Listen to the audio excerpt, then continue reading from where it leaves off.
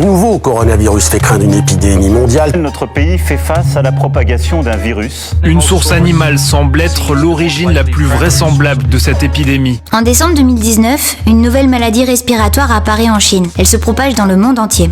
Et une multitude d'informations est diffusée via les médias et les réseaux sociaux. Certaines sont exactes, mais d'autres trompeuses, voire fausses. Pour savoir comment il est possible de démêler le vrai du faux, le mieux est d'interroger un journaliste scientifique. Radio France est le premier groupe radiophonique de service public.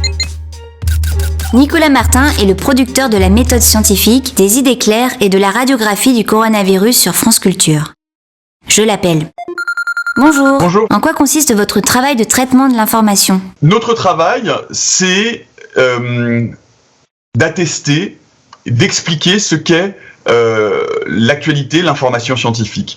C'est-à-dire que contrairement à quelqu'un qui va retweeter un post, une vidéo sur les réseaux sociaux, nous, lorsqu'on voit passer ces informations, notre travail, c'est de voir d'où elle provient, de comprendre exactement ce qu'elle raconte, de comprendre qui est derrière et qui l'a fait circuler, avec quelle intention. Et donc nous, on retourne à la littérature scientifique, c'est-à-dire aux études qui sont publiées par les chercheurs pour comprendre en quoi cette information est vraie ou fausse, si elle s'appuie sur des éléments scientifiques factuels qui ont été démontrés, relus, corrigés par la communauté scientifique, si c'est donc une information avérée, solide, confirmée, ou s'il s'agit au contraire d'une rumeur. Quel est votre point de vue sur le rôle des réseaux sociaux ? Les réseaux sociaux ont été très intéressants pour nous pour suivre la diffusion justement des rumeurs, des fausses informations, de ce qui a pu être mal compris dans la diffusion de l'information scientifique, pour détricoter ces fausses informations, ces rumeurs qui produisent et qui génèrent beaucoup d'anxiété chez les gens. Et par ailleurs, ça a été aussi, dans le sens inverse, un formidable outil de diffusion de notre travail, parce que il y a évidemment la diffusion radiophonique, il y a évidemment les podcasts, mais sur ces petits formats courts qu'étaient les radiographies du coronavirus, ça a pu permettre aussi aux gens de diffuser cette information, de la transmettre, de participer à cet effort de déconstruction des fausses informations, en postant sous les posts de leurs amis, de leur famille ou de leurs connaissances qui diffusaient ces fausses informations, des éléments d'explication, de réfutation qui permettaient justement de comprendre en quoi cette information était erronée, était fausse ou était mal présentée. Auriez-vous quelques conseils à donner pour débusquer les fausses informations ?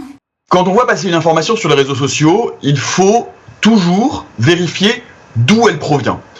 Tous les médias ne sont pas équivalents dans la nature de l'information qu'ils délivrent. Il y a des médias qui sont des médias que l'on connaît, assis, dont on sait que le travail journalistique est attesté. Donc lorsque les informations proviennent de ces médias-là, a priori, elles sont plus attestées que si elles viennent de chaînes YouTube dont on ne connaît pas l'auteur, de sites dont on ne connaît pas exactement ni la provenance, qui sont des sites avec des adresses parfois un peu bizarres. Et donc voilà, j'ai envie de dire, soyez malins, pensez contre vous, doutez un peu, posez-vous des questions. Ce qu'il faut surtout éviter de faire, c'est les simples retweets, sans même avoir lu, sans même avoir regardé la vidéo, sans même être allé jeter un coup d'œil pour savoir de quoi il s'agit et de quoi on parle.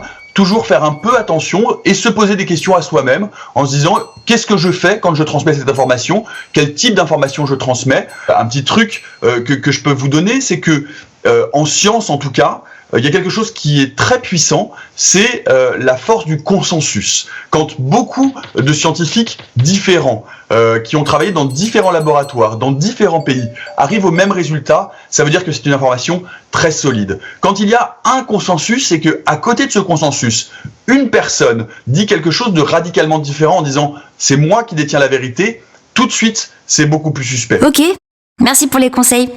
Au revoir. Merci beaucoup, au revoir. Aujourd'hui, une masse énorme d'informations arrive tous les jours. Il est important de démêler ce qui est vrai de ce qui ne l'est pas. Ça demande un effort de notre part. Il s'agit notamment de poser des questions, de se poser des questions, d'exercer son esprit critique. Et pour reconnaître les informations fiables, voici une liste d'actions à garder en tête. Cherchez à savoir qui parle, quelle est la source de l'information, vérifier si la source est digne de confiance, s'il s'agit d'un spécialiste dans le domaine traité et qui n'a pas d'intérêt personnel, vérifier si l'affirmation est soutenue par la communauté scientifique, et enfin croiser les sources d'informations. En tout cas, ne pas partager un tweet sans même l'avoir lu.